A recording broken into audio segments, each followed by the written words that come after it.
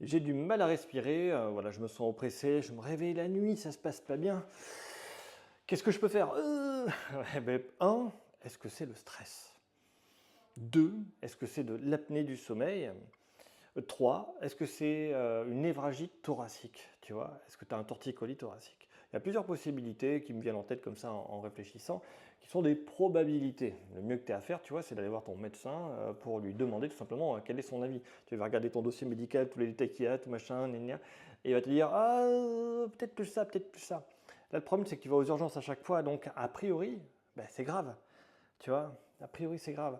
Donc, a priori, il ne faut pas laisser traîner ça. Si les urgences ne trouvent pas, c'est que tu risques pas de mourir. Donc, ça, c'est une bonne chose. Tu vois. C'est vrai, je vais aux urgences, tout va bien. Ben, tout va bien, merci. Alors, moi, je me sens pas bien, ça va pas. J'ai toujours du mal à respirer, mais au moins, c'est pas mortel. Donc, ça c'est cool.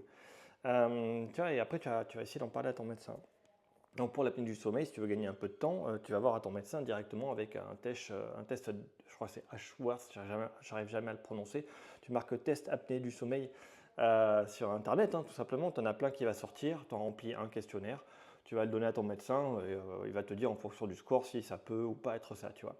Si c'est un torticolis thoracique avec des névralgiques qui te font mal sur le côté, tu vois, ça sur le côté, ça oppresse même devant.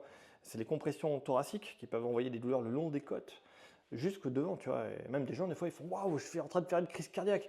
Ben, tu as juste le torticolis. Alors, ça peut arriver, hein. Il faut vérifier. Hein. Et ça vaut le coup d'aller aux urgences, dans tous les cas. Tu vois. Ouais, donc voilà. Et après, ben, tu as le stress. Le stress, est-ce que dans ta vie ça va? Est-ce que certains facteurs font que ça va pas? Donc, dans le stress, pour donner un ordre d'idée, il faut déterminer d'où est-ce que ça vient.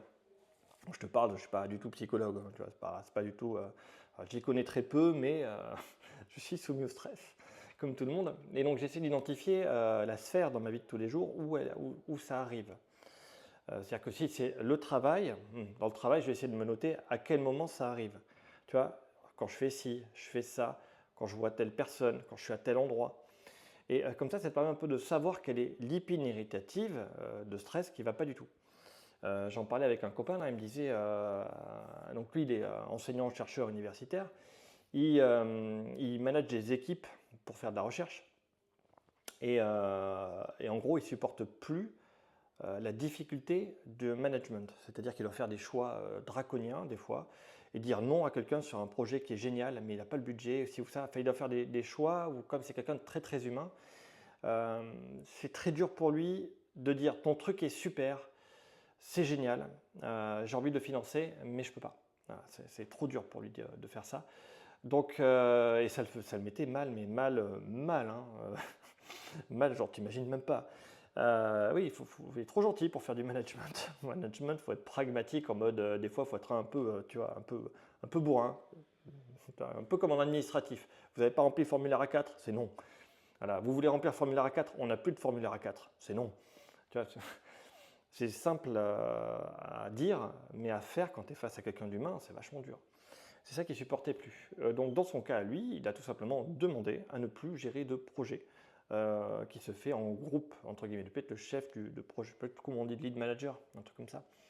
Et donc il continue à faire ses recherches de son côté, sur son champ d'expertise, mais il ne fait plus des trucs un peu plus généralisés, multicentriques en termes d'études. Je ne sais pas si ça te parle. Bon voilà. Euh, Tout ça pour te dire que il y a plusieurs facteurs possibles, que ta douleur à toi, elle est réelle, elle existe. Sinon, tu ne serais pas allé aux urgences. Hein. Pourquoi aller aux urgences pour rien? Tu vois, pourquoi chercher des réponses sur Internet pour rien? En venant voir mon contenu de vidéo, tu vois. Tu as vraiment un truc. Il existe. Donc l'idée, c'est d'essayer de l'identifier et vraiment le médecin l'acteur principal qui va permettre de t'orienter dans le parcours de soins et de voir un petit peu qu'est-ce qu'il faut faire ou quoi. Donc voilà, message de prévention, d'optimisation de parcours de soins. N'hésite pas, surtout, à persévérer. Mais je t'ai mis d'autres messages et il semble que ce soit lié à l'anticipation du fait de faire de l'angoisse qui angoisse. Ben, je n'ai pas trop compris. Encore une fois, je ne suis pas psychologue, plutôt philosophe pour être exact. Et ouais, donc j'espère que ça va bien se passer pour toi. Je te dis à plus tard.